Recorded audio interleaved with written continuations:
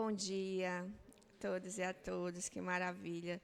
Quero dizer para vocês que meu coração está pulsando de agradecimento e alegria. É uma honra estar aqui com vocês, agradecer a Rita, a toda a diretoria, toda a coordenação aqui do Ivon Costa, frequentadores, trabalhadores, pessoas que venham de público em geral para assistir aqui essa palestra, que traz um tema tão instigante, tão atual, e que a gente precisa ampliar em nossos corações, para que a gente possa, a partir daí, tentar entender qual é esse lugar da solidão e como isso foi sendo ampliado, né, ao longo desses últimos 10 anos.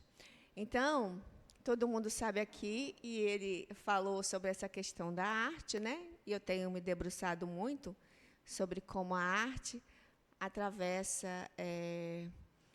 a espiritualidade, né? Como é que a gente acessa essa arte como um recurso primoroso para cuidar da gente. E eu não posso deixar de falar, quem incentivou muito esse tema diante das minhas formações foi o querido Alberto Almeida. Ele fica muito satisfeito quando eu venho para cá, dentro desses espaços, falar sobre a arte nessa perspectiva espiritual, onde a gente acessa um conteúdo profundo da nossa alma, né? Então, diante disso, na questão da arte, eu vou trazer aqui todo esse tema, né, que é um tema um pouquinho mais complexo, mas eu trouxe de uma forma leve para vocês. Como eu sou da arte, eu vou permear aqui hoje. Escolhi algumas poesias, mas vou trazer um pouco da música, dentro dessa perspectiva da arte espírita, e a escrita, né? Isso vai ser lá para o final, mas antes da gente contextualizar e vocês entenderem esse lugar da solidão na nossa vida e como a gente experiencia isso. Eu trouxe aí uma fala inicial lá da Gênesis, né? Das primeiras escrituras lá da nossa base cristã, para que a gente possa entender o quanto isso já vem de tempos imemoriáveis, né? Davi diz a Jeová que se sente sozinho e desamparado. Olha como isso remonta de muito tempo, né? Por todos o terem deixado. Essa é a fala dele, né? E aí diz: volta-te para mim e tende em mim piedade, pois estou desamparado e aflito. As atribulações do meu coração multiplicaram-se. A gente vê essa fala muito atual, né? Como às vezes o nosso coração também está nesse lugar ansioso e distante de nós mesmos. Tira-me das minhas angústias, ele fala em último momento, né? Como que a gente fala isso tanto hoje, né? Tira-me dessas angústias, tira-me desse lugar mais solitário, mais sozinho, mais distante. Olha de quando que isso vem. E isso deve vir muito antes, né, nessa linha do tempo do nascimento de Jesus para cá. E vamos entender, sempre eu gosto de trazer um entendimento conceitual até e experiencial sobre a solidão, senão assim vocês não vão entender a sequência. Então, tem que ver um tema um pouco mais lido, né? Mas aí eu vou entremeando com vocês a minha prática, os meus exemplos, e aí isso pode ficar muito mais claro para vocês, né? Então, a ausência de algum relacionamento em que comuniquemos a nossa experiência real e, portanto, o nosso eu real a outra pessoa. Quando não existe um relacionamento em que possamos comunicar ambos os aspectos do nosso eu dividido, a nossa fachada consciente e nosso nível mais profundo de experiência, sentimos a solidão, de não estarmos em contato real com qualquer outro ser humano.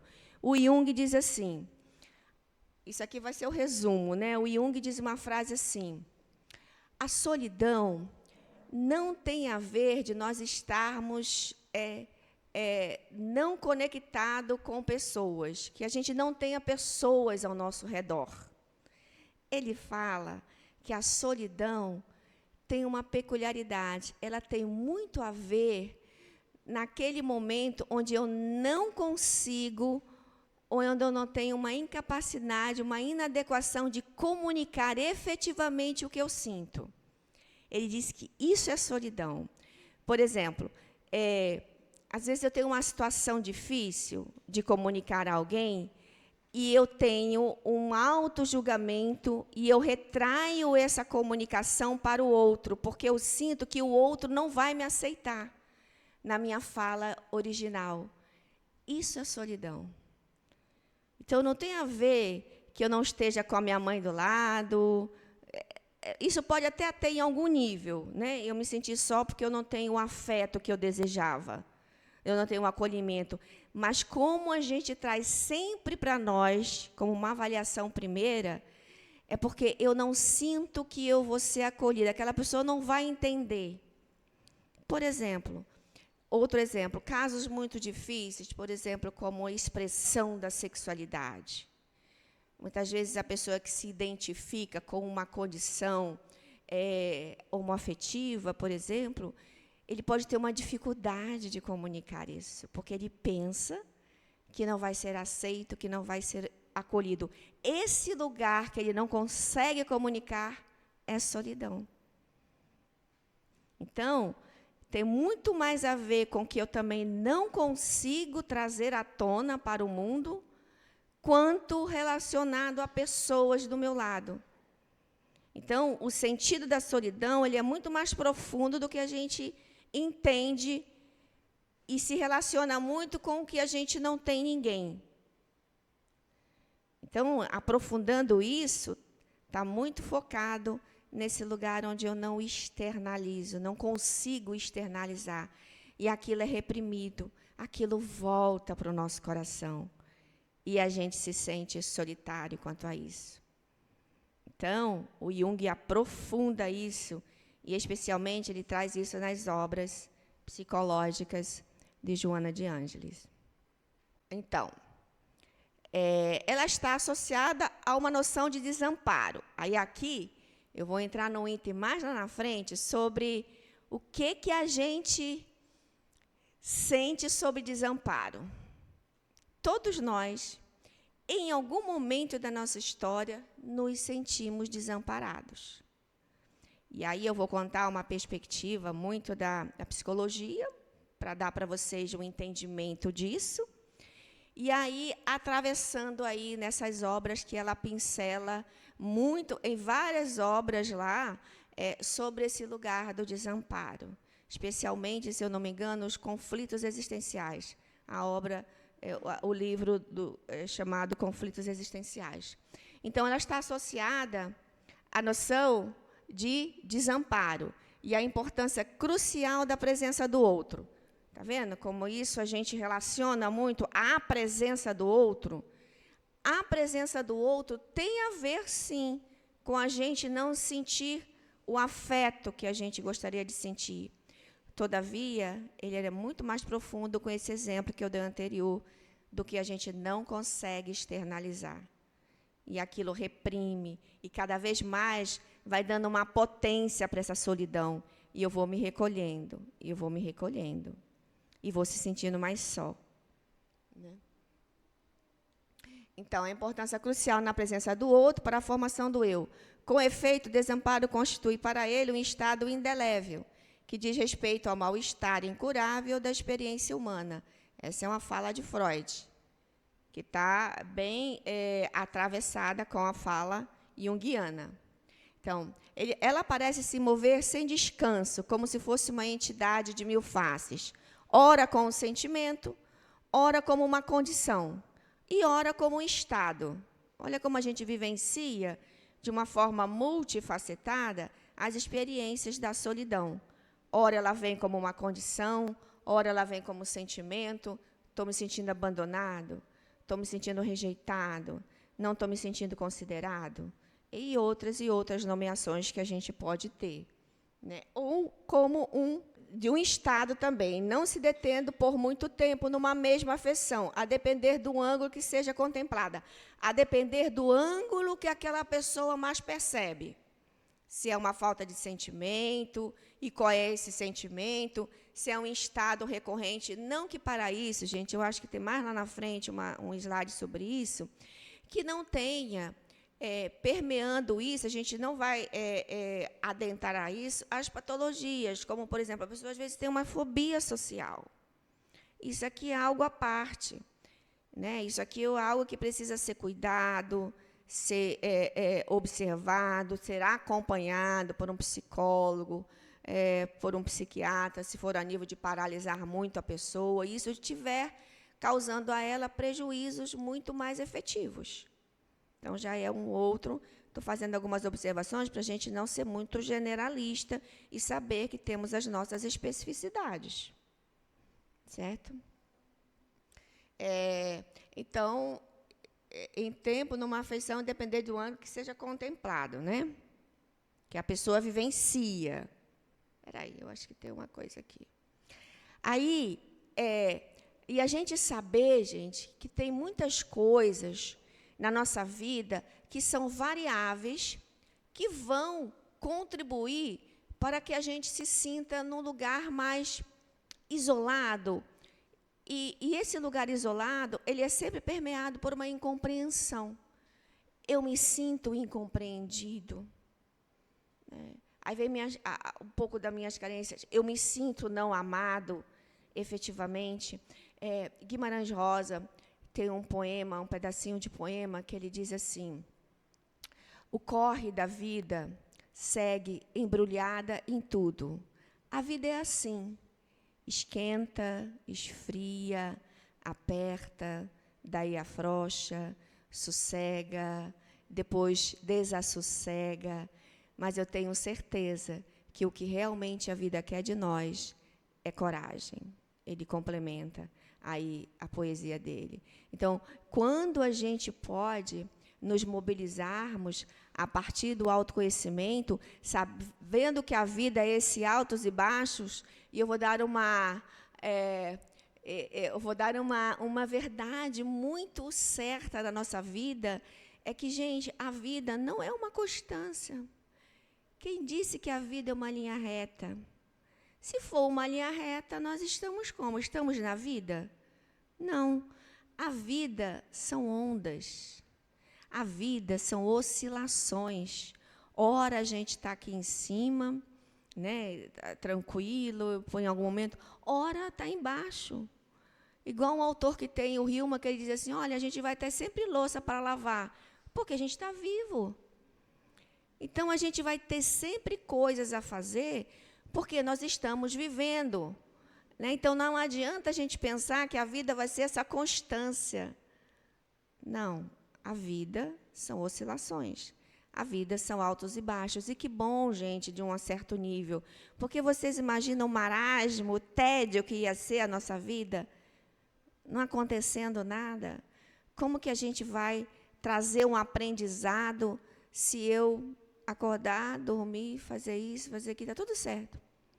Então, vamos tirar essa ilusão de que a vida tem um lugar literal, né, contínuo, não é um espaço contínuo. Trago água sobre, sim, a modernidade, constitui um indivíduo livre de amarras ancestrais, pregando a igualdade entre todos, produz também o desejo de unicidade, de ser único e distinto. A igualdade produz identificação com o outro, mas a unicidade nos coloca como irremediavelmente sós. Então, se a gente foca numa unicidade, não temos contato. E o que nós somos? Segundo todos os estudos sociológicos, psicológicos, que a gente vê nos nossos próprios livros daqui, de que a vida é plural. Né?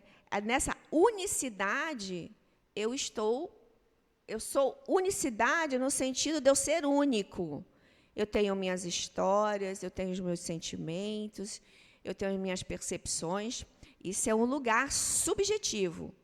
Mas nós somos seres coletivos. Né? A gente precisa desse contato. A gente precisa desses encontros. Por exemplo, gente, aqui, nesse exato momento, nós estamos falando de solidão juntos.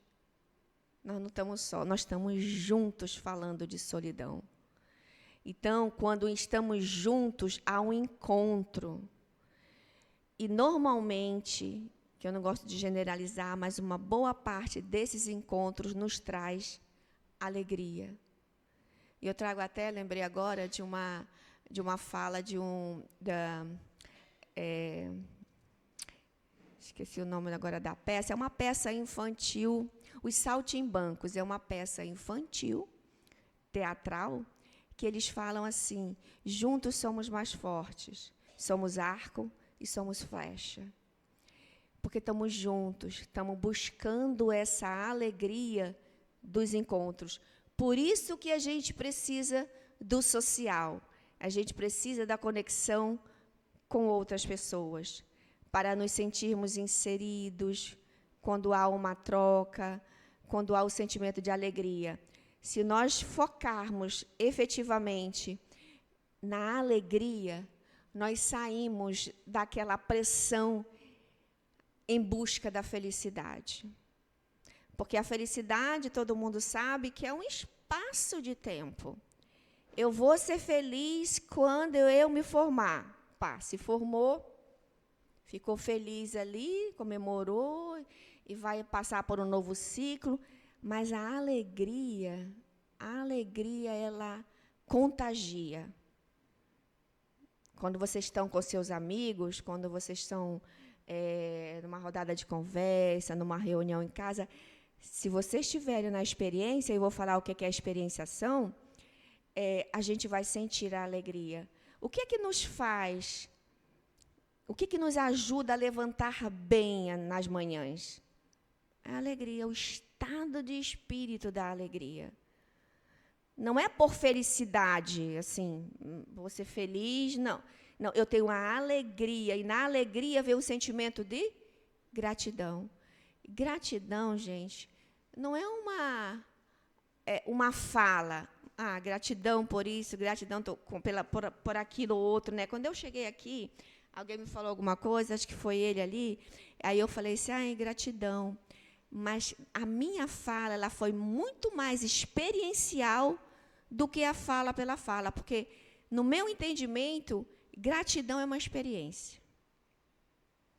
Fé, para mim, não é acreditar, é um ponto, mas fé, para mim, é uma experiência. Eu preciso experienciar a fé. Eu me encharco dessa fé e ela me nutre. Então, ela é para além do acreditar, é para além da esperança, é uma experiência. E a experiência ela é visceral, ela é de um campo da alma. É por isso que eu prezo muito mais pela alegria, do sentimento da alegria, do que a felicidade numa busca inconstante, né?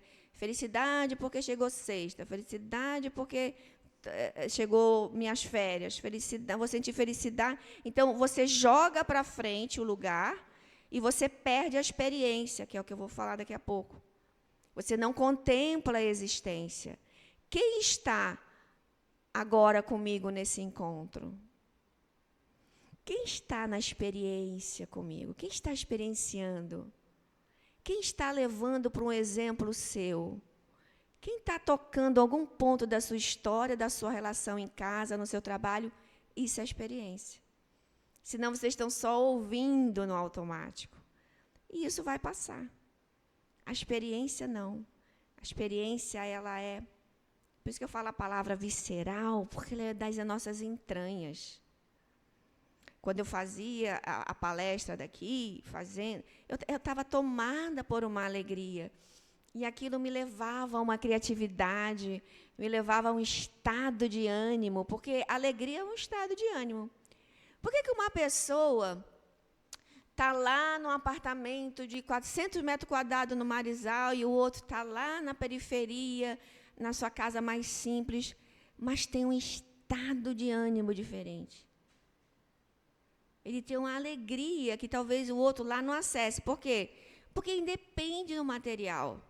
Sou eu e eu. Sou eu e eu nas minhas buscas. Então, quando eu começo a distanciar disso, talvez eu entre num lugar mais solitário. Porque eu não me sinto mais, não me sinto a vida, não me sinto o que eu tenho, o que eu não tenho. Né? Então, a gente ficar atento a isso. Então, a gente vai para a presença do outro, para a presença de si, vontade de aproximação e diferenças aparentemente intransponíveis. Tais impressões expressam uma experienciar solitário, porque vou lá para o outro, aí volto.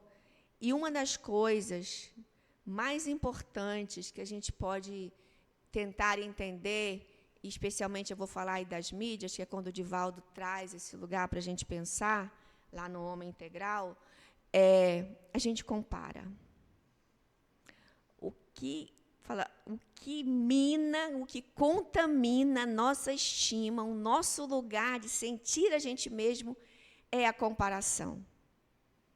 Gente, a gente se compara praticamente o dia inteiro, hoje, com os estímulos das redes sociais. Mas a gente pode fazer um tipo de comparação que é terapêutica, que é a comparação comigo mesmo. Você olha para trás, na sua linha do tempo, tu vai ver, nossa, olha aqui o que aconteceu comigo, olha onde que eu já estou. Essa comparação, ela é de um nível mais terapêutico, porque ela é você com você. Então, quando você for se comparar com alguém, respira, deixa eu olhar para mim, deixa eu me comparar algumas coisas do meu passado e como eu estou hoje, em tudo. Em tudo. Uma vez minha filha fez aniversário semana passada, e eu estava revendo umas fotos para fazer um vídeo para ela. Gente, eu vi fotos de 30 anos atrás, de 20 anos atrás, mas eu gosto de ver essas fotos para saber como eu era, como eu me vestia, como era aquele tempo. Mas em muitas coisas eu disse assim, nossa, como eu mudei, como eu estou bem, assim, como eu melhorei. Esse tipo de comparação, quer dizer para vocês que é muito benéfica. Quando forem se comparar, volte para os seus corações e se comparem com vocês mesmos. Dê uma chance para vocês mesmos. Então, apesar de toda a empatia do nosso entorno possa se manifestar no diálogo ou na nossa convivência, experimentamos a sós, por exemplo, o nascimento, a velhice. Sente bons ou ruins, emoções, dores do corpo, quando este sofre, lutos e a perspectiva, serena ou angustiante, da própria morte. Certeza absoluta de nossa solidão. Aqui, ó.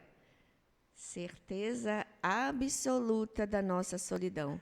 Horizonte incontornável do destino humano. Então, esses sentimentos são solitários. Então, em algum ponto, nós vamos estar solitário com nossos sentimentos. Quando você tem uma dor emocional, a outra pessoa vai sentir efetivamente essa dor emocional? Não. Ela é sua. Então, esse lugar é solitário. Aí eu tenho que me aprimorar, vou falar um pouquinho lá na frente, a partir do autoconhecimento, encontros como esse, para que a gente entenda que essa solidão é minha, eu vou acolher isso, eu que sinto, eu que sei, e ninguém vai conseguir entrar nesse lugar que é seu. Por isso que é solitário. Então, a gente tem que acolher isso. Como é que eu vou lidar com isso? Com essa solidão? Né? Com esse lugar único que é somente meu. Em muitos momentos, por exemplo, quando há alguma indisposição com a nossa família, com a nossa esposa, nossos filhos, e a gente tem um sentimento ali, né? Você é solitário com esse sentimento. Ele é seu. Você vai ter que acolher. É por isso que a gente traz muita palavra acolhimento. O que é acolher, gente? Acolher é dizer sim para você. Sim, estou sentindo isso, me magoei, me ressenti. E está tudo bem, porque nós vamos sentir isso. A gente não pode refutar, estamos numa experiência humana. Vamos sentir raiva, vamos sentir medo. Acolha isso. O acolhimento disso é o passo para eu lidar. Aí eu não vou ficar muito tempo com isso, porque eu vou elaborar. Eu não vou, por exemplo, matar uma pessoa na rua pela raiva. Essa é uma raiva que distorcida. Mas a raiva que a gente entende, poxa, senti raiva, o meu patrão falou isso, me deu uma raiva aqui. Diga sim, essa autenticidade é importante, porque se você refuta, como tu vai transformar? Aí tu vai ficando cada vez mais solitário, isso vai montando, né? E aí isso pode virar uma solidão mais tóxica, que pode deprimir, e na medida da sequência, pode levar a casos mais extremos de suicídio, por exemplo. Então, apesar de toda... Já li esse aqui, né? Incontrolável do nosso destino. Então, a gente precisa estar presente. Tem uma fala, acho que botei ali, que é de Freud. Freud diz assim, a fuga, ela é o recurso mais seguro para você se tornar prisioneiro daquilo que você deseja evitar. Vou falar de novo. A fuga é o instrumento mais seguro para se tornar prisioneiro daquilo que você deseja evitar. Se você tem medo de falar em público, você vai ser prisioneiro disso. Não fuja. Por que eu tenho medo de falar em público? Deixa eu entender isso. Porque eu tenho vergonha, eu não me sinto seguro, eu tenho fobia de alguma coisa, vou ser julgado. A gente trabalha isso, né? Porque quanto mais você se afasta, mais sozinho você se sente. Então, não é para a gente fugir, né? É para a gente enfrentar. Tem um pedacinho da música, que acho que é do Lulu Santos, que diz assim, não adianta fugir, nem mentir para si mesmo agora. Há tanta vida lá fora, aqui dentro sempre, como uma onda no mar. Não fuja. Vamos enfrentar, como Guimarães Rosa falou lá, né? O que a vida quer da gente é coragem. Eu estou trazendo um pouco de música, eu não canto, né? Eu vou arriscando aqui para vocês, mas não se preocupe, dentro da arte, nessa proposta que a gente está trazendo, nesses conceitos espirituais que a gente está trazendo, que tem trazido a doutrina de uma forma muito efetiva, a gente não vai para julgamento. Eu cantei aqui, nem sei se eu cantei bem, eu cantei para vocês, né? E aí, gente, é um lugar que nos ajuda a sair da solidão. E mais lá na frente vocês vão ver que a música celebra, a música abre nossos corações. E a gente pode trabalhar com essa arte proposta aqui, que eu tenho trazido, momentos de solidão, né? Então, vamos tentar não fugir e vamos para os nossos enfrentamentos, autenticamente, como identificar uma emoção de medo, de raiva, de mágoa. É muito legal quando a gente comunica para a gente mesmo, né? Ou vai escrever, poxa, me magoei com tal pessoa. Gente, isso é muito rico aos olhos de Deus, porque está sendo autêntico. Vamos trabalhar isso, então? Você não está bem com esse sentimento? O que a gente pode fazer para melhorar? Esse é o acolhimento. Esse é dizer sim. Então, a solidão, também aquela parte que eu falei lá para vocês, voltado a alguns sentidos patológicos ou de diagnóstico, né, que a gente não pode refutar, a solidão e o isolamento social que são capazes de impulsionar uma série de problemas mentais e físicos. Isso é uma parte mais da psicologia e da psiquiatria, né? Ao mesmo tempo que pode ser também consequência deles mesmos, né? Um ao outro atravessado, né? A solidão associa-se a psicopatologias, como já disse, como ansiedade, depressão, estresse, mas também em nível físico, como hipertensão e problemas cardiovasculares. E isso são dados aí que a gente já tem estudado bastante. Então, o quanto que a gente deve trazer a compreensão dessa solidão para a gente trabalhar a longo prazo futuros problemas de diagnósticos, tanto os mentais quanto os físicos. E por associar, entende-se que é causa e efeito que pode levar a sentimento de solidão, mas que este mesmo sentimento pode impactar a saúde física e mental. Falando mais uma vez, reforçando a vocês, vamos cuidar para entender quando vocês estão se sentindo só por algum motivo, ou quando, nessa separação diagnóstica, levar aí o tratamento adequado, né? E aí, a gente, ao longo do processo do se sentir solitário, a gente também deve fazer muitas avaliações, e a gente se pune muito pelos nossos erros, ou por não se sentir uma pessoa interessante, ou por se sentir uma pessoa incapaz. Por exemplo, o medo de falar em público, ou eu não consigo fazer esse enfrentamento com a minha mãe, né? E isso vai te deixando mais distante, isso vai te deixando mais só. Mas eu quero dizer que tem uma fala de Mandela que diz assim: na vida, eu nunca perco, ou eu ganho, ou eu aprendo. Nós não vamos perder. Ou a gente vai ganhar, ou a gente vai trazer esse perder que a gente identifica, socialmente colocado, um fracasso, você não fez isso porque é fracassado. Não, eu aprendi. Então, eu não perdi. Se a gente, isso aqui a gente chama em psicologia, eu ressignifiquei a perda. Eu trouxe um aprendizado.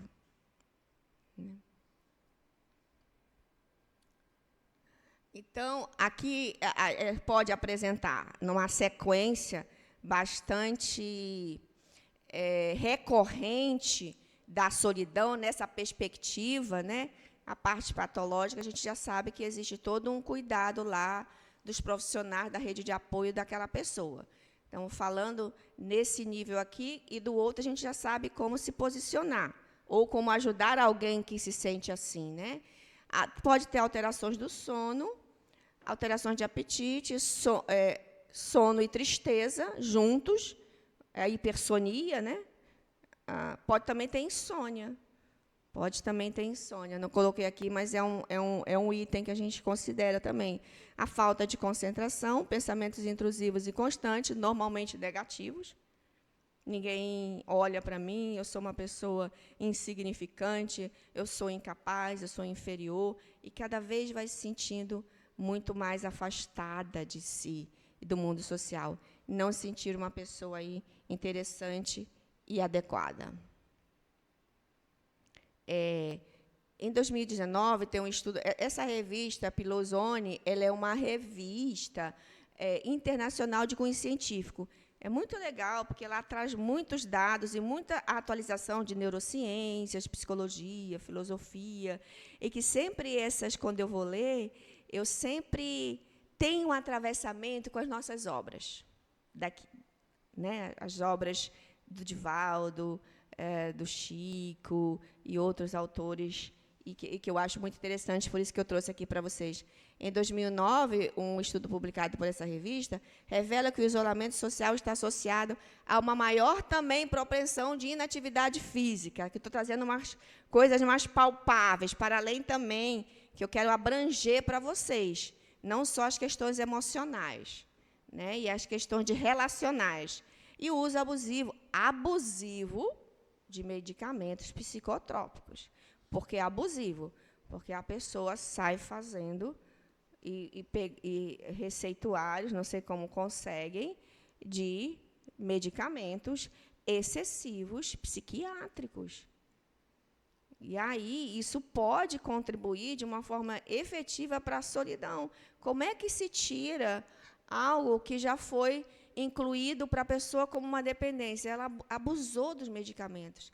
Portanto, a gente sempre coloca aqui acompanhamento das redes de apoio, se for o caso de uma patologia ligada à solidão, ao estar recluso.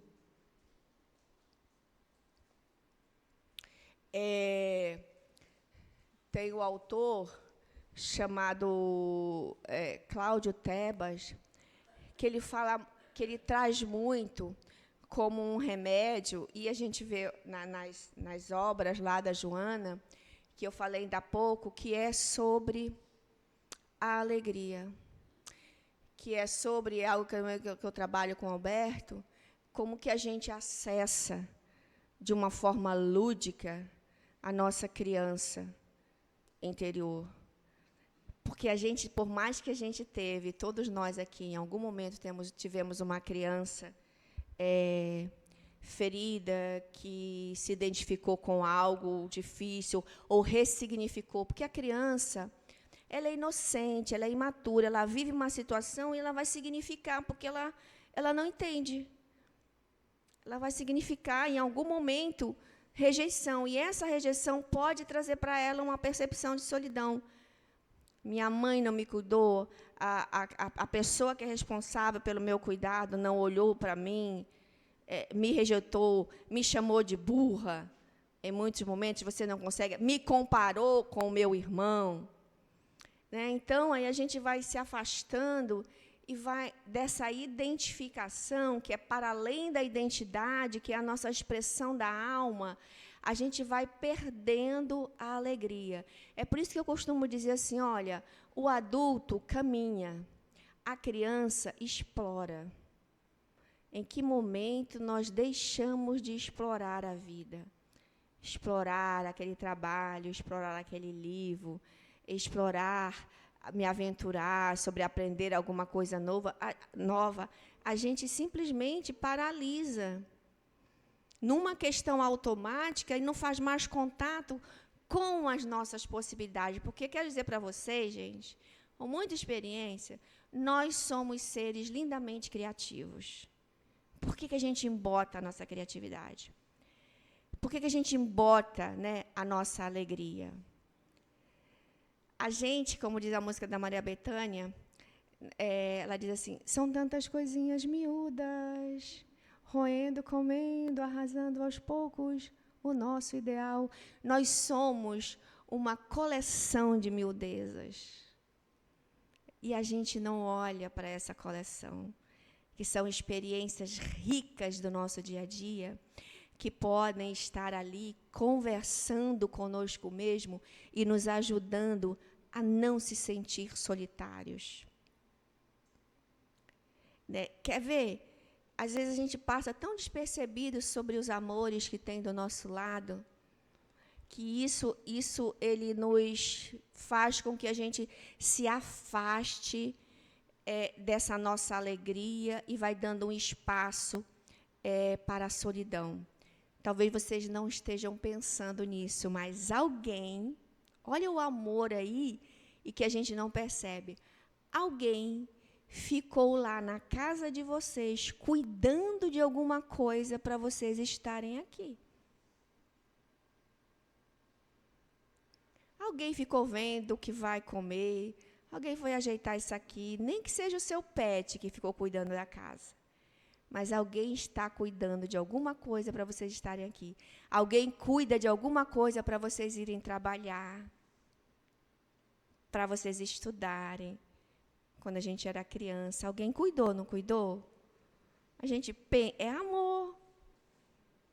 É uma pessoa, é um amor que a linguagem é o fazer.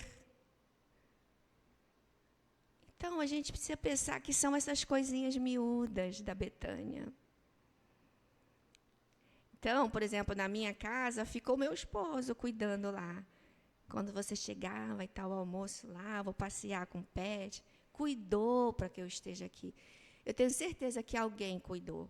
Se não cuidou hoje, cuidou antes, ou no passado, alguém cuida da gente, sim.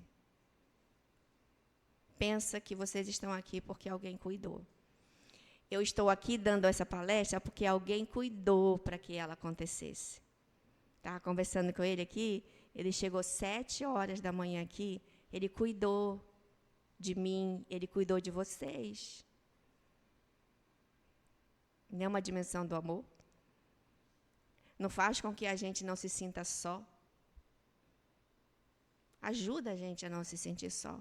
E a gente, aos poucos, vai trabalhando essa solidão, que a gente, em algum momento, acessa, né?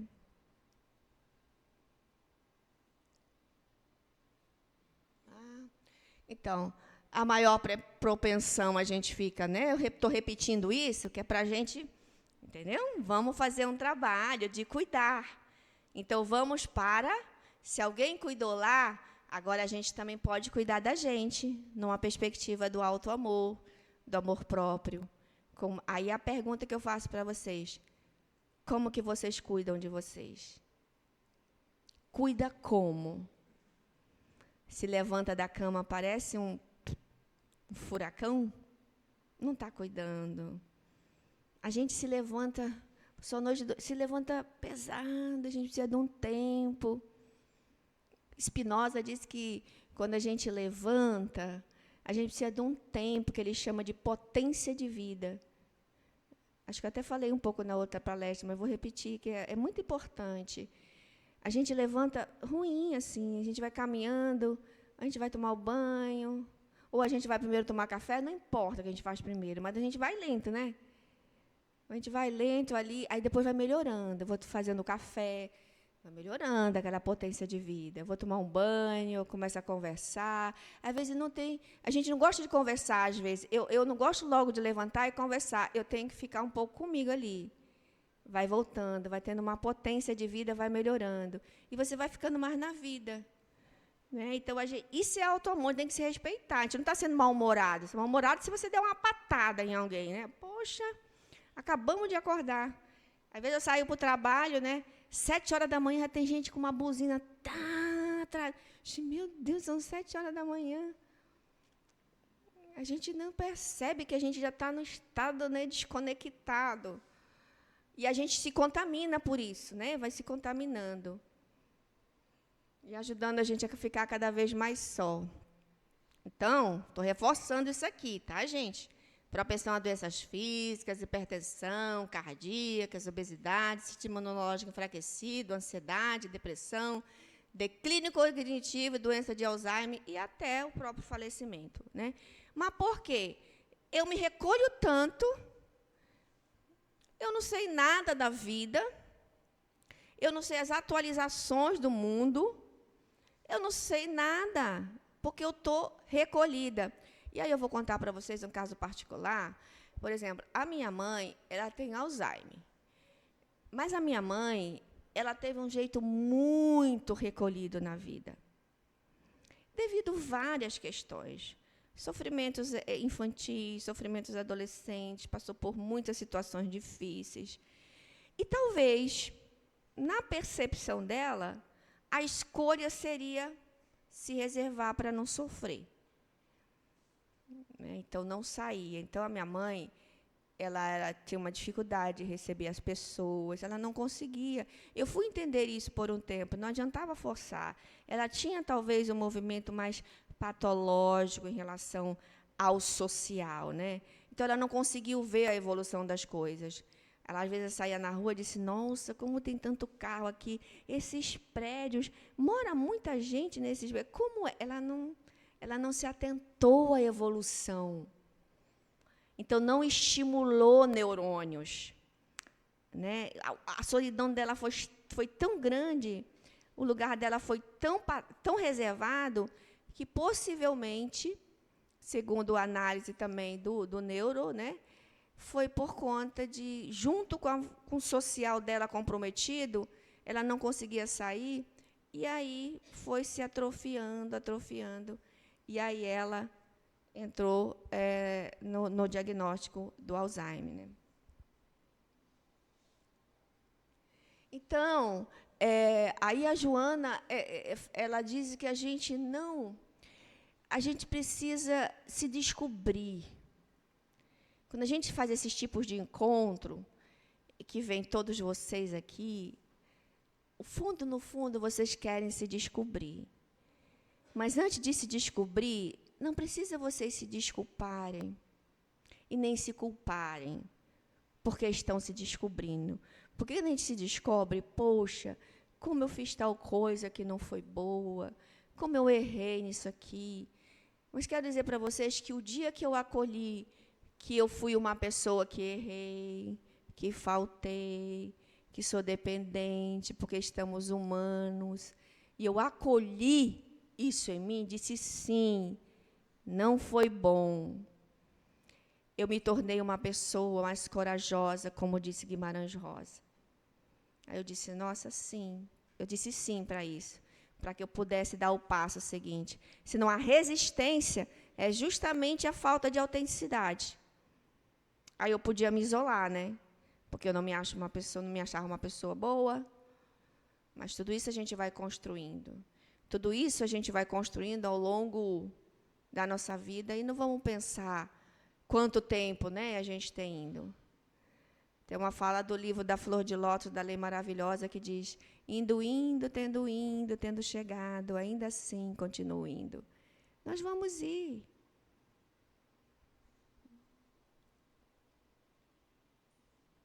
Aí eu estou trazendo muita música, porque é música que a gente é contar. A música nos ajuda no estado de solidão. Então, dentro da arte-terapia, a música é o recurso, é um dos recursos.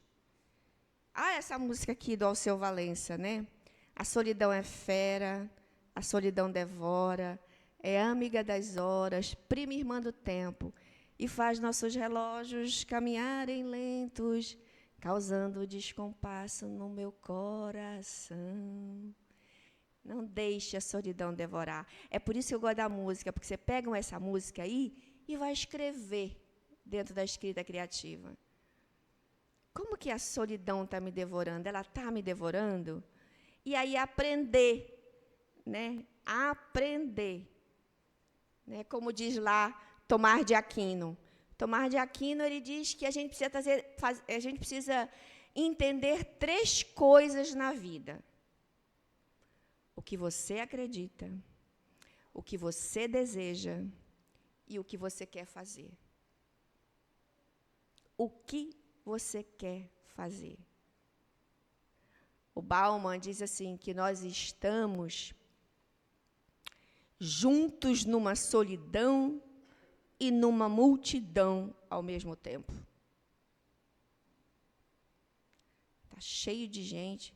É por isso que não tem a ver lá, aquilo que eu falei sobre Jung e Joana, que não tem a ver muito com as pessoas. Tem a ver com o que eu estou comigo em relação a essas pessoas na minha comunicação das minhas dores, que não serão aceitas pelo outro, serão julgadas, eu me recolho, eu não vou falar. Essa pessoa vai me criticar. Esse é um dos lugares mais solitários, gente. A gente não poder falar o que a gente quer falar.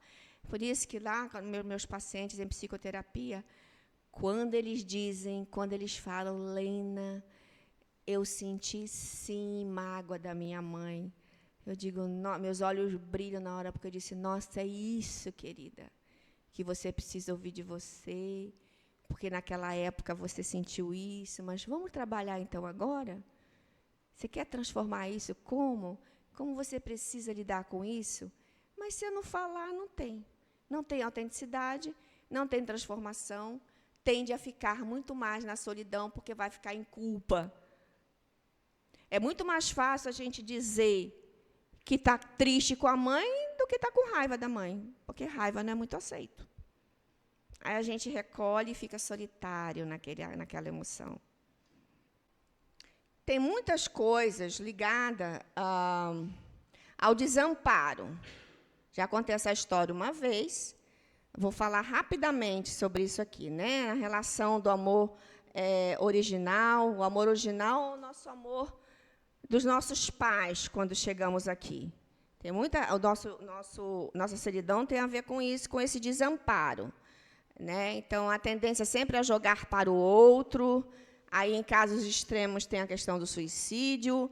E tem, ao longo da nossa vida, a busca do nosso amor, da nossa alma gêmea, de alguém que vai estar conosco, né, ao longo da nossa vida. Então, isso aqui pode estar conectado aí como uma ponte que nos ajuda a acessar a solidão. Só que, na psicologia, a gente tem alguns... Isso aqui, eu trouxe da psicologia, mas tem em algumas frases dentro das obras da Joana. Tá? Então, quando nós estamos no útero da nossa mãe, minimamente nós estamos seguros, certo?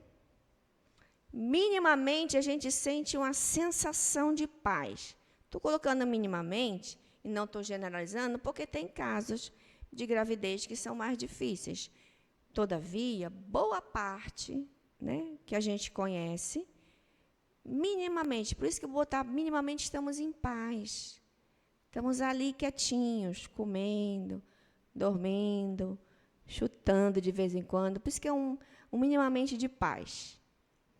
Quando a gente vem ao mundo, a gente tem uma ruptura brusca do lugar de paz do útero materno. Por isso que a criança, quando chega no mundo, a primeira coisa que ela faz, ela chora. Esse é o nosso primeiro desamparo. Porque a gente sai de um lugar seguro e vem. Primeiro desamparo, dentro de uma perspectiva psicológica, tá bom, gente? Aí, como que esse desamparo é atenuado? Quando a nossa mãe, ou a nossa cuidadora, ou alguém que já está lá, né, como cuidar, porque às vezes não é a mãe, mas é uma pessoa que cuidou. Como que é atenuado isso? Quando a criança vai mamar. Que aí a gente aconchega, atenua a sensação do desamparo. Né? É por isso que, como está ligada ao seio, ao alimento, a gente tem uma questão muito grande com a nossa oralidade. A gente quer estar comendo, é por isso que as pessoas vão cigarro, bebida. A gente, às vezes, come em excesso, a gente, às vezes, não para de comer, tem pessoas que falam muito. É uma questão da oralidade relacionada à atenuação do desamparo. Entende? Caminhando, lá pelos 7 anos, a gente sente o segundo desamparo. Aí a gente já está criança, aí começam os nossos medos. Medo do escuro, medo que tenha um bicho debaixo da cama, não é assim? Medo de ir lá na cozinha e acender a luz. Dentro dessa perspectiva, a gente chama que é o segundo desamparo metafísico, ou algo cósmico. Aí vem as perguntas, né, sobre Deus. Aí esse segundo desamparo é metafísico. Nesse momento, entre essa idade, a gente faz até a primeira comunhão, né, a evangelização, para dar conta desse desamparo. Então, fora que dentro da história pessoal de cada um, a criança vive situações onde ela vai registrar outros desamparos, outros abandonos. Eu, por exemplo, estava fora do estado há um tempo, quando eu tinha 8 anos, e eu, dos meus 4 irmãos, vim para cá, para Belém, sozinha, com uma tia de ônibus. Eu registrei desamparo. Eu registrei abandono, porque minha família ficou e eu que vim. E eles vieram depois de 1 ano. Percebe? Aí tem outras coisas que acontecem dentro da nossa história relacionada a desamparo. Então, esse desamparo propicia, pode estar, sempre é o poder, é possível, a gente não vai generalizar nem determinar, mas ele pode contribuir, propiciar para as questões pessoais relacionadas ao desamparo e à solidão. Eu estou só. Porque quando eu cheguei aqui, minha mãe não estava, meu pai não estava, meus irmãos não estavam, eu estava com uma tia que eu não conhecia. Estou sozinha. Registrei sozinha, solidão. Então, tem uma história, né, que propicia para além também dos próprios diagnósticos, das psicopatologias.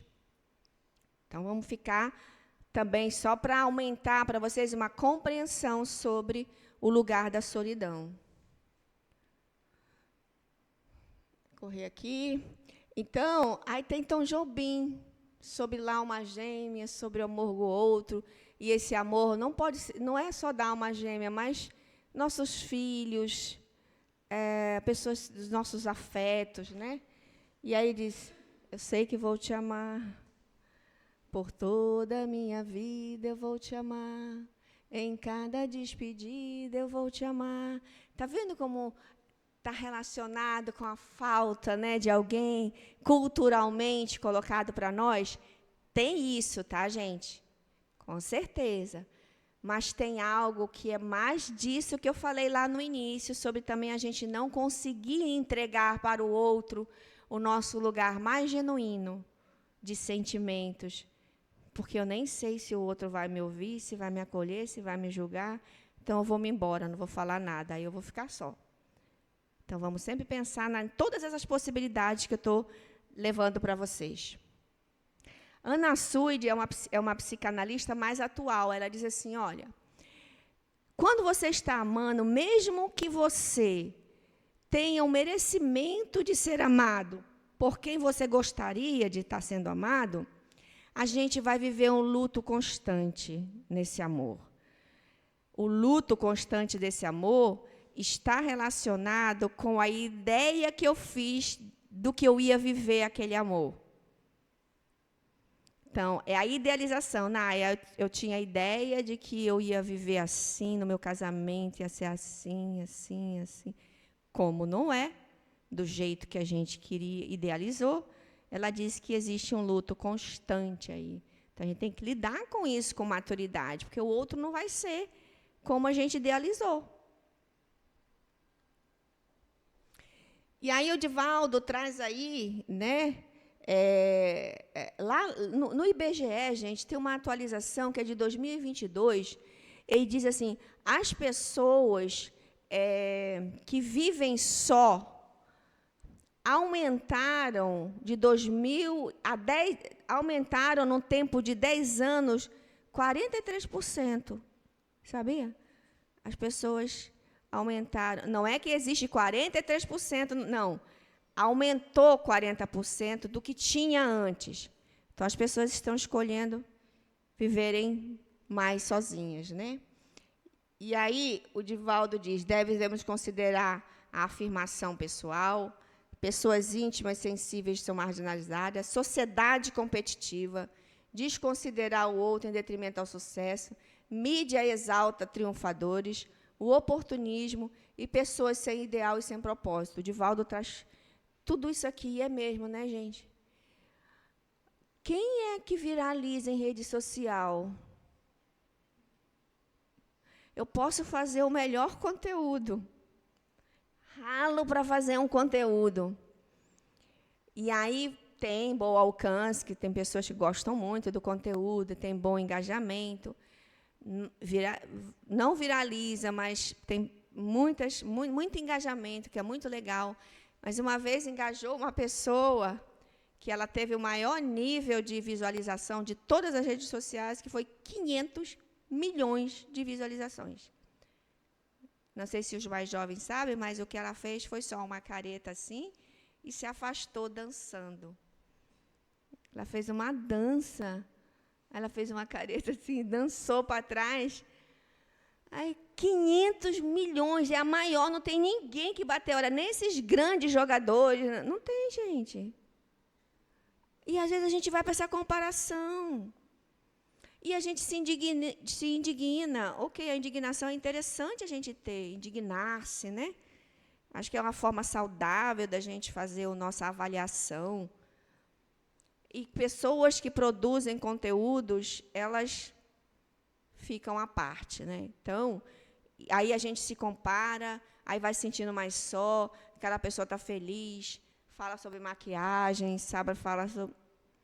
Mas esse é o mundo que nós estamos, completamente adoecedor e fazendo uma ponte para que a gente se sinta mais solitário. Esse dado do IBGE é muito importante aqui. Então, aí o Divaldo fala que começam as neuroses da solidão. Então, a gente vende imagens falsas, ilusões, fantasia descabida, vendem-se a felicidade. vende a felicidade. Daqui a pouco eu falei, gente, felicidade é desse tamaninho que você vai viver. Mas a alegria não. A alegria é da alma. A alegria dos poetas, e nós somos poetas, somos artistas, somos criativos. Né? Isso ninguém vai tirar da gente. Tanto a conquista desse triunfo, quanto a falta deles podem produzir... Tanto as pessoas que estão no auge, e a gente vê aí, teve uma menina que participou lá, na minha clínica, alguma paciente me falou no Big Brother, e ela ficou, parece que uma semana, porque ela tem um surto da rede social, né? Ela queria estar na rede social, ela tinha um engajamento na rede social, ela ficou uma semana, ela não deu conta. Então, o sucesso também produz a solidão. Ou seja, a gente precisa daquele lugar de exposição, de likes, de isso e daquilo. Então, ambos, né, na perspectiva que lá que o Divaldo trouxe, eu concordo profundamente, de que isso traz a solidão. Ajuda você a entrar. Vem o quê, gente? Depressão, drogas, suicídio. E aí a gente distorce os valores morais que o Cristo tanto nos empenhou em ensinar. Aqui, a porta é grande para que a gente entre em lugares muito mais difíceis. E aí, o Divaldo diz, a ânsia é de ser amado, e não para conquistar o amor e amar. Então, a gente vai lá, faz isso aqui, o like, não sei o quê, é para se sentir amado, mas não vai suprir, gente, que não é dessa forma material, fútil, vulnerável, no sentido da qualidade da relação. Né? Não vai se sentir. Aí, o processo de experienciação é o seguinte, isso também pode nos ajudar profundamente a gente se conectar com o nosso eu maior e trabalhar lugares da solidão. O que é a experienciação em si? O que é experienciar? Estar na experiência. Né? É quando você vive, entende ou enxerga o extraordinário na simplicidade. É quando você, de uma forma inacreditável, você contagia a sua rotina.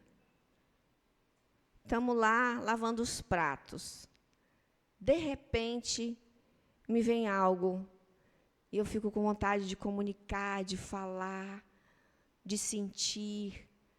É algo inacreditável, que eu nem pensava que ia acontecer. Mas por que eu percebi esse extraordinário no simples? Lavando a louça, arrumando a cama, pegando meu arquivo dos meus pacientes.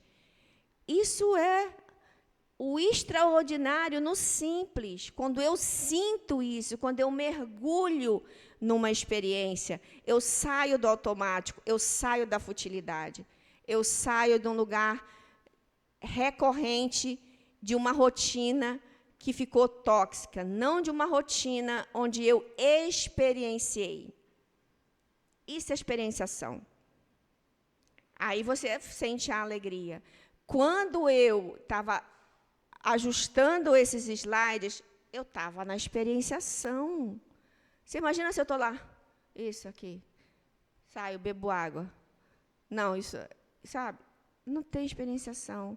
Como eu estiver lavando louça, que eu quebro o prato, que eu não sei o quê, que eu fico com raiva e acontece tudo. Experienciação é grau de presença. Eu estou presente comigo, eu me sinto sentada, tomando meu café da manhã, puramente, às vezes eu fecho até os olhos para me ajudar, né? Experienciando, gente, não vamos deixar isso passar. Esse é um lugar mais contemplativo da nossa existência. É experienciar a oportunidade de estarmos aqui. Jesus nos deu a oportunidade de estar aqui e a gente fica fazendo as coisas no automático. acordando chateado, com raiva porque tem louça, com raiva porque tem roupa para lavar. Não, tem dias que a gente vai estar mais cansado, tudo bem, não faça. Espere, acolha, diga sim para você. Hoje eu não vou lavar essa roupa. Hoje eu não vou dobrar meu edredom. Estou mais cansada, estou preocupada com alguma coisa. Né? Isso é experienciar, isso é identificar. A experienciação, o Roger fala que é um dos lugares onde você impulsiona a autoridade suprema. A experienciação é a autoridade em você. Ela vai dizer efetivamente quem você é, porque você experienciou. Então, o silêncio e o isolamento espontâneo são muito saudáveis, podendo nos permitir reflexão, estudo, autoaprimoramento, revisão de conceitos perante a vida e a paz interior. Aí o Divaldo traz uma outra perspectiva para a gente também vivenciar uma solidão salutar, terapêutica.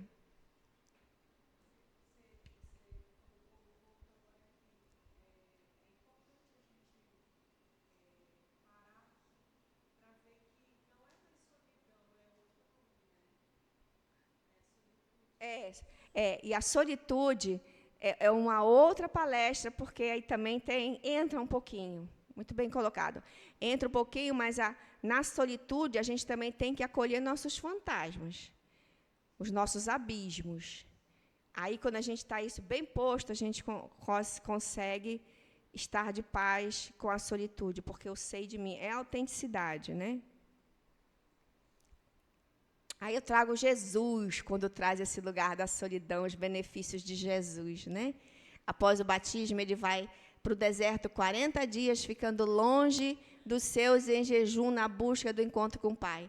Assim, segundo Mateus e Marcos, a solidão serviu também a meditação para Jesus. Muitos santos e apóstolos professaram a solidão para a paz espiritual. Essa solidão que eu vos falo, para além da solidão que eu falei da questão diagnóstica, tá? Então, estou trazendo aqui um lugar para a gente pensar a solidão de uma forma onde eu sinta e que eu posso coletar os benefícios. Que o Divaldo traz aí, eu trouxe só para... então, aqui vem... tem uns autores da psicologia que aí é que entra, né? O nosso jovem poeta, a gente aceita a solidão como uma moradia, um lar, um lugar onde a gente pode se encontrar a ser livre, como Jesus conseguiu fazer. Meditativamente, ele sai do inferno particular, das tentações, e traz a paz, e traz a renovação. Assim como o Buda teve no processo de Nirvana, né? Que traz aquele lugar, uma frase belíssima, depois que ele sai dos processos da solidão, da meditação e da paz. Então, a solidão tem de ser grande, uma grande solidão interior é entrar em si mesmo e não encontrar ninguém durante horas, apenas você. E não há negação da dor, da solidão, mas é como que se ela ocorrerá o parto de uma obra, de uma decisão, de um encontro consigo mesmo, quando é essa solidão terapêutica, onde eu vou me encontrar, onde os grandes poetas, e nós somos poetas, não esqueçam, dentro dessa perspectiva da arte, a espiritualidade, nós somos poetas. Clarice diz assim sobre essa solidão, sobre essa parte da gente entrar nessa poesia particular. Ela diz, sim, a minha força está na solidão. E aí ela complementa, eu não tenho medo nem da chuva tempestiva, nem da tempestade solta, pois eu também tenho medo do escuro da noite. Esse medo do escuro da noite, gente, é autenticidade. Eu também tenho as minhas questões para resolver, eu não vou fugir disso. E acolher isso é ampliar o sentido meditativo da solidão, como Jesus fez lá. Jesus acolheu os seus medos que foram tentados, né? E ele fez essa trajetória linda e maravilhosa que a gente conhece. As solidões se encontram em vários momentos da nossa vida, por imposição do mundo também, ou opção pessoal, patologias psíquicas pré-existentes, angústias sociais, pressão da sociedade, em todas elas, seja lá por que motivo for, elas sempre vão produzir algo. Vamos pensar agora, nessa segunda parte da solidão, em algo positivo, em algo benéfico para a minha construção enquanto ser. Aí trouxe ali um pedacinho da música do Caetano, que às vezes a gente pensa que a gente tem que caminhar a favor do vento. Mas na música do Caetano, e vocês se prestarem bem atenção, é a música assim: caminhando contra o vento, sem lenço, sem documento. O vento vem para cá, e eu vou contra o vento. Quando eu vou contra o vento, ele vem me tocar. Então, às vezes, o caminhar contra o vento, o sem lenço, sem documento, não é o lenço e o documento. A gente vai para uma parte filosófica. É o caminhar inteiro. Eu caminhar me acolhendo tudo, erros, defeitos, qualidades, amores, dificuldades. Vamos caminhar contra o vento. Vocês ouvem música? Efetivamente, nesse lugar do pensar, a música é um dos recursos mais interessantes para a gente trabalhar esse lugar solitário. Por isso que eu estou trazendo muito, né? Então, a experiência da solidão é uma condição nesse ponto. Gente, a psicologia, a religião, trazem toda essa conexão. A mesma coisa lá de Jesus, mesma coisa do Divaldo. Ela é uma experiência facilitadora para a libertação de si mesmo. A gente fica no embate entre o ser e não ser autêntico. E a gente tem que trabalhar o ser autêntico. Eu sinto, eu sei que eu estou sentindo, e eu sei o que eu vou trilhar para melhorar isso. A gente tem que ter congruência, empatia, consideração positiva e autenticidade. Desses aqui, conquista em primeiro lugar a autenticidade, porque isso aqui vem tudo depois. A congruência é você ter uma congruência entre o que você pensar, sentir e falar. A gente pensa uma coisa, sente outra coisa, faz outra coisa. A gente vai se sentir solitário conosco mesmo. Né? E essa autenticidade, eu tenho uma paciente, foi muito lindo o processo dessa menina, porque ela chegou assim, doutora, eu tenho uma dúvida. Eu não sei se eu tenho esquizofrenia ou se eu tenho alguma perturbação espiritual. O que será isso? Gente, e eu disse assim, fala tudo o que você está pensando, mas sem colocar crítica. Autenticidade. Estado genuíno. Quando ela começou a falar, e a gente foi lá, e eu fui vendo a questão dentre as perguntas dela, mas eu só consegui fazer porque ela trouxe a dúvida mais difícil da vida dela, que é sobre esquizofrenia e sobre uma parte espiritual, porque ela tinha muito medo. Mas quando ela enfrentou esse medo, que é o estado genuíno de ser, a gente chegou a um final muito interessante sobre o que aconteceu, sobre ela, né? Diagnóstico ou não. Mas foi por quê? Pelo estado genuíno da paciente. Aí o Chico fala assim que a solidão é uma boa semente para refletir, porque, sem dúvida, fomos criados para viver uns com os outros. É o que eu falei no início. Vamos estar aqui juntos falando sobre solidão, de uma forma de encontro e com alegria. Então, a terapêutica, autoconhecimento, oração e meditação, a arte, que eu estou trazendo para vocês, música e escrita, filtrar informações e programas. A gente não vai se alienar, mas vamos fazer um filtro importante. Tem muita coisa que a gente não precisa se conectar, né? Muita violência, assalto, pessoas veem imagem de pessoas mortas. Gente, não. A gente não precisa ver isso, né? Diminuir o tempo aí dos celulares. Autenticidade e amor próprio. Quantos minutos? Mais 15. Então dá, agora dá. Aí a música, né? A música social. Isso aqui é a terapêutica, para a gente ajudar nos momentos da nossa solidão. Depois de tudo que eu contextualizei para vocês. Então, a música, ela socializa, comunica, ajuda a reduzir níveis de ansiedade, unir as pessoas e celebrar. Né? Então, vamos fazer uso da música. Se vocês têm uma familiaridade da música, eu tenho uma paciente que ela se familiarizou tanto com a música que ela começou a criar as próprias músicas dela e trazer para o contexto clínico. Né? Então, não vamos nos preocupar também, que às vezes a gente fica preso no tempo, não dá tempo, o que eu tenho que fazer, o que eu não tenho que fazer. Não. Deixa o tempo estar transcorrendo normalmente, gente. É nós que estamos atrapalhados com o tempo. Lembrei agora, olha como está vindo muita música, né? Tem uma música do Gilberto Gil que diz: tempo rei, ó tempo rei, ó tempo rei, transformai as belas formas do viver. Olha que riqueza de música para a gente ouvir de manhã, quando a gente está fazendo o nosso café. Né?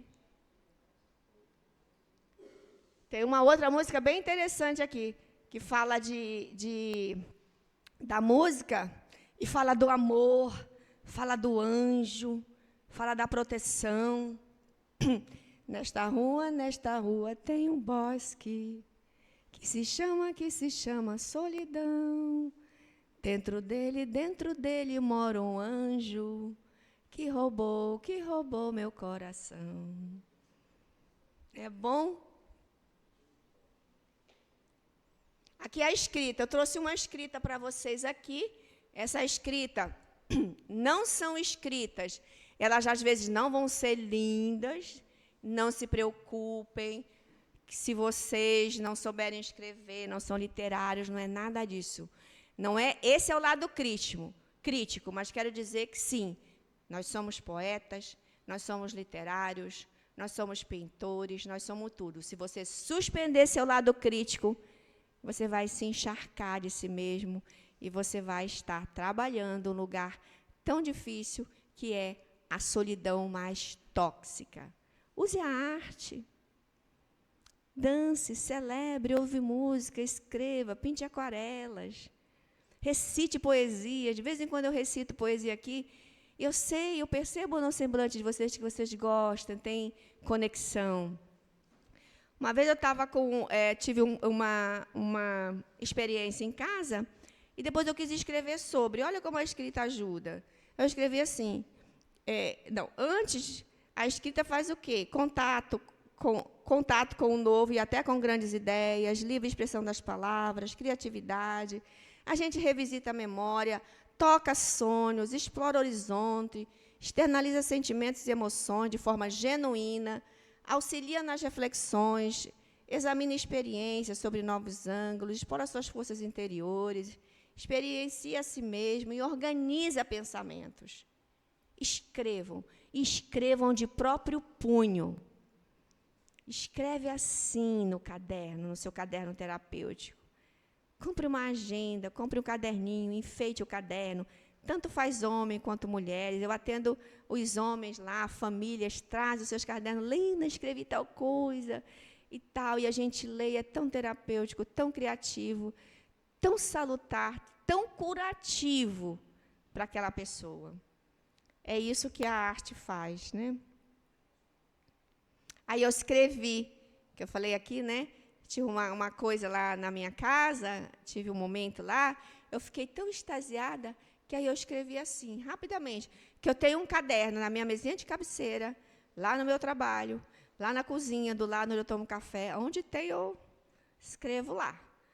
Estou lá sentindo alguma coisa, fiquei triste, fiquei feliz, vou lá e escrevo. E aí a gente compila isso, né? Tem pessoas, pacientes meu, que já escreveram livro, escreveram um blog, estão fazendo podcast, estão construindo a vida a partir da arte, sem críticas. Eu escrevi assim: meu lar é um lugar de aconchego, de acolhimento, aconchego e descanso. Vou olhar para a minha família e escutá-los como eu me escuto, pois sinto que o amor verdadeiro vem da compreensão de que cada um é um. E assim eu vou me curando aos poucos. Depois eu vou reler isso em casa, né? Às vezes eu leio lá no Natal, vou ler para vocês uma escrita que eu fiz aqui. É muito legal.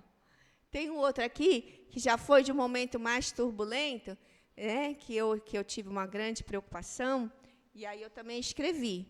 Preciso entender que o amor a mim mesmo é a primeira conquista que devo trilhar na minha vida. Devo entender que, em muitos momentos, preciso fazer as pazes com minhas escolhas.